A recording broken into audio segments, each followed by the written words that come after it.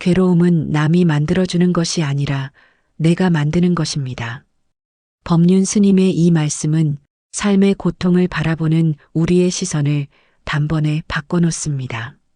마음이 무너질 것 같을 때, 화가 치밀어 오를 때, 모든 것이 싫고 세상이 나를 외면하는 것처럼 느껴질 때조차 그 괴로움의 뿌리는 사실 내 마음에서 비롯된다는 것이지요. 오늘 마음의 아침에서는 법륜 스님의 가르침 속에서 분노와 집착, 끝없는 불안으로부터 자유로워지는 길을 함께 걸어가려 합니다. 영상의 끝까지 함께 해주신다면 불필요한 걱정과 집착을 내려놓고 지금 이 순간에 집중하며 살아가는 지혜를 얻게 되실 겁니다. 자, 이제 호흡을 고르고 마음을 가다듬으며 법륜 스님의 말씀 속으로 들어가 보겠습니다. 법륜 스님은 이렇게 말씀하셨습니다. 괴로움은 남이 만드는 것이 아니라 내가 만드는 것이다. 우리는 힘들 때마다 흔히 이렇게 말합니다. 저 사람이 날 괴롭혀. 환경이 나를 힘들게 해. 가족이, 직장이, 세상이 문제야. 하지만 스님은 단호하게 말씀하십니다. 괴로움의 뿌리는 바깥이 아니라 내 안에 있다고요. 남 탓을 하는 순간 괴로움은 2배가 되고 나는 더 깊은 수렁에 빠지게 됩니다. 한번 떠올려 보세요. 직장에서 상사와 갈등이 생겼을 때, 혹은 가족 사이의 오해로 마음이 답답할 때, 사실 문제보다 더 우리를 힘들게 하는 건 그 상황을 내가 어떻게 해석하느냐입니다. 상사의 말이 단순한 지적이었을 수도 있는데 나를 무시하는 거야라고 받아들이는 순간 그 말은 가시가 되어 내 마음을 찌릅니다. 가족의 말 한마디도 마찬가지입니다. 상대가 큰 뜻 없이 던진 말인데 내가 왜 나만 힘들게 하지? 라고 해석하는 순간 그 말은 괴로움의 불씨가 되어 내 안에서 불길처럼 번져갑니다. 스님은 우리에게 이렇게 일깨우십니다. 괴로움의 열쇠는 이미 내 안에 있다. 바라보는 방식을 바꾸면 같은 상황도 달라집니다. 남 탓을 멈추고 내 마음을 돌아보는 순간 괴로움은 힘을 잃고 평온이 찾아옵니다. 화가 날 땐 잠시 숨을 고르고 불만이 올라올 땐 감사할 일을 떠올려 보세요.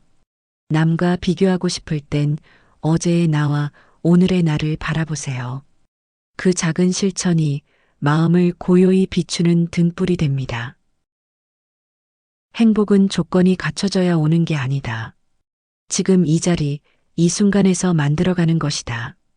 법륜 스님은 이렇게 말씀하셨습니다.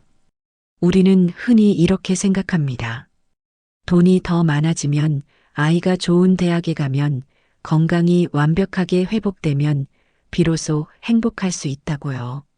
하지만 그런 조건들이 모두 충족되는 순간은 결코 오지 않습니다. 한 가지가 채워지면 또 다른 결핍이 눈에 들어오기 때문입니다.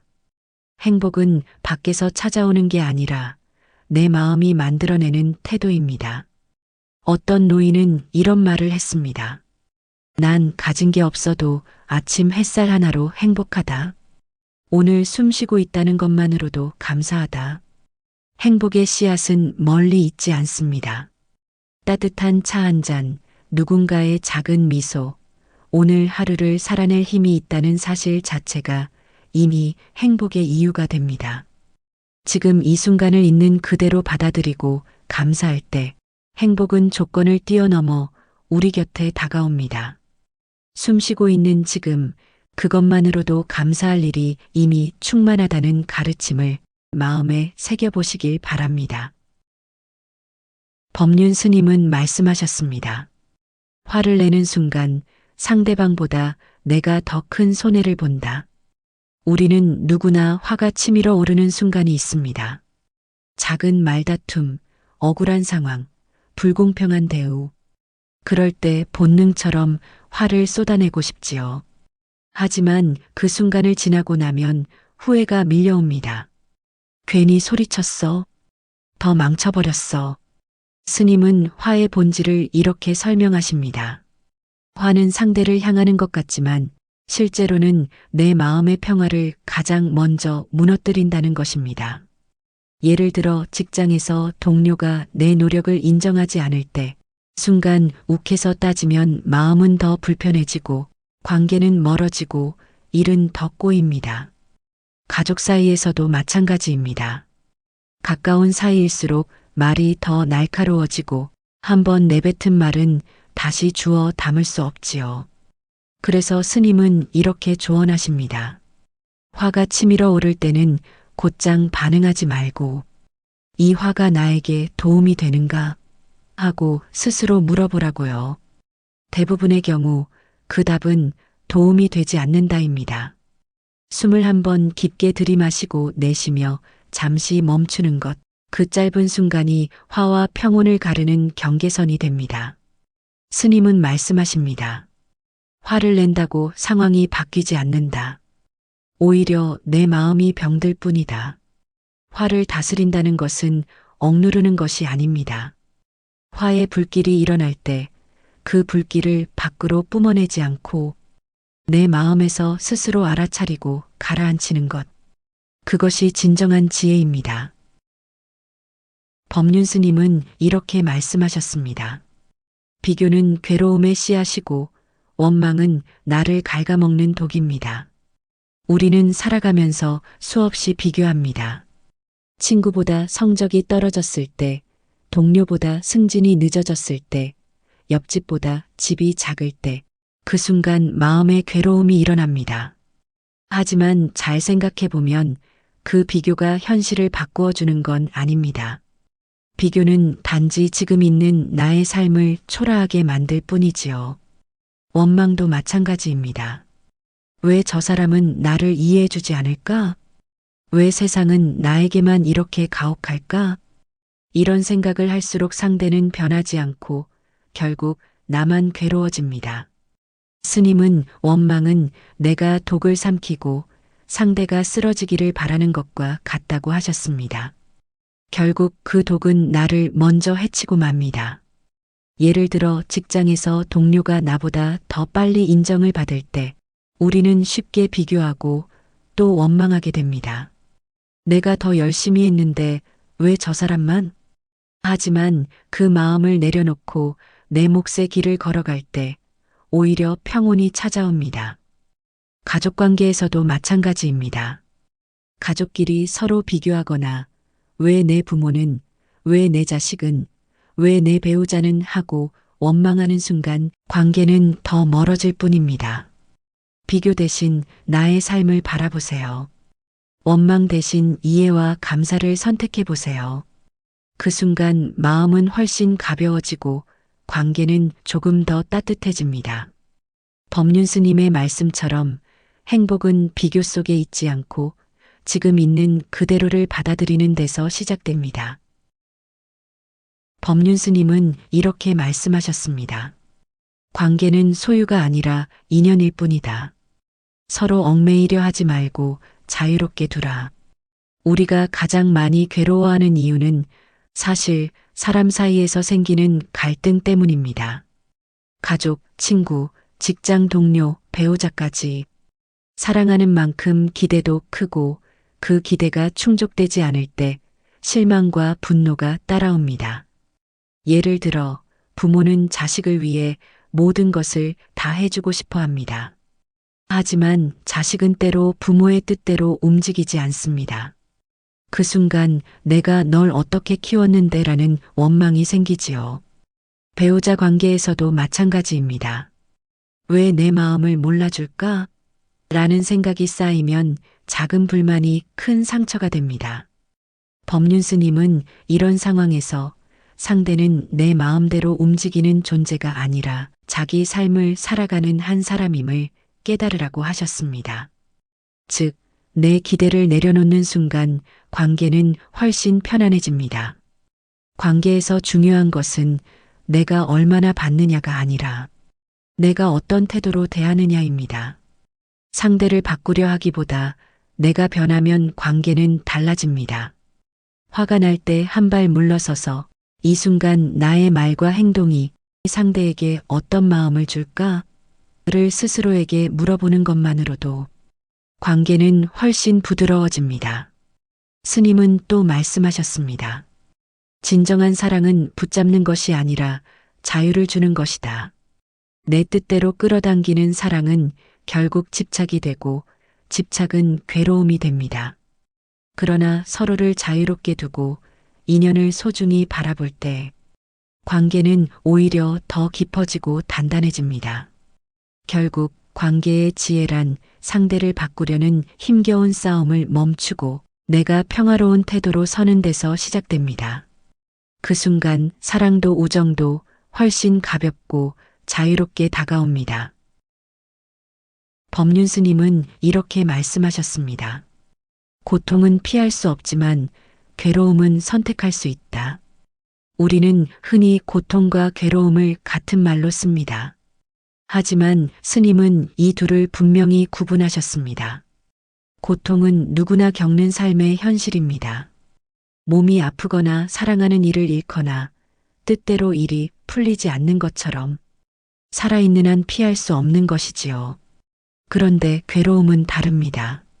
괴로움은 그 고통을 내가 어떻게 해석하느냐에 따라 생겨납니다. 즉, 고통은 외부에서 주어지지만 괴로움은 내가 덧붙인 생각과 집착에서 비롯되는 것입니다. 예를 들어, 몸이 아파서 치료를 받아야 하는 건 고통입니다.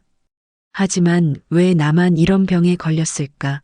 앞으로 인생은 끝났어라는 끝없는 원망과 불안은 괴로움이지요. 직장에서 실수를 한 것도 고통일 수 있습니다. 하지만 이제 모두가 나를 무능하다고 볼 거야. 나는 실패자야라는 해석을 덧붙이는 건 스스로 괴로움을 키우는 것입니다. 법륜 스님은 말합니다. 고통은 받아들이되 괴로움은 내려놓아라. 즉, 아픔 그 자체는 있는 그대로 인정하되 그 위에 불필요하게 얻는 걱정과 원망은 내려놓으라는 가르침입니다. 부처님께서도 이미 2500년 전 이를 화살의 비유로 설명하셨습니다. 첫 번째 화살은 피할 수 없는 고통입니다. 하지만 두 번째 화살은 내가 스스로 쏘는 괴로움이지요. 우리는 종종 첫 번째 화살보다 두 번째 화살에 더 크게 상처를 입습니다. 따라서 지혜로운 태도란 고통은 받아들이고 괴로움은 선택하지 않는 것입니다. 그렇게 할 때 마음은 한결 가벼워지고 삶의 무게 속에서도 평온을 유지할 수 있습니다. 웃음은 최고의 명약이고 감사는 행복의 씨앗이다. 법륜 스님은 이렇게 말씀하셨습니다. 우리 삶의 수행은 거창한 것이 아닙니다.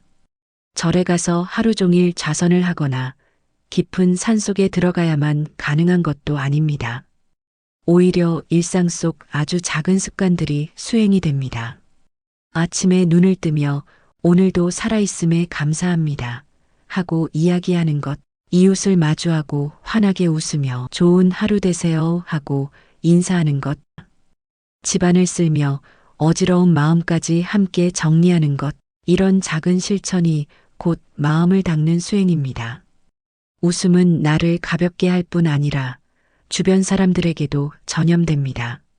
내가 웃으면 상대도 미소를 짓고 그 작은 파장이 하루 전체를 바꿉니다.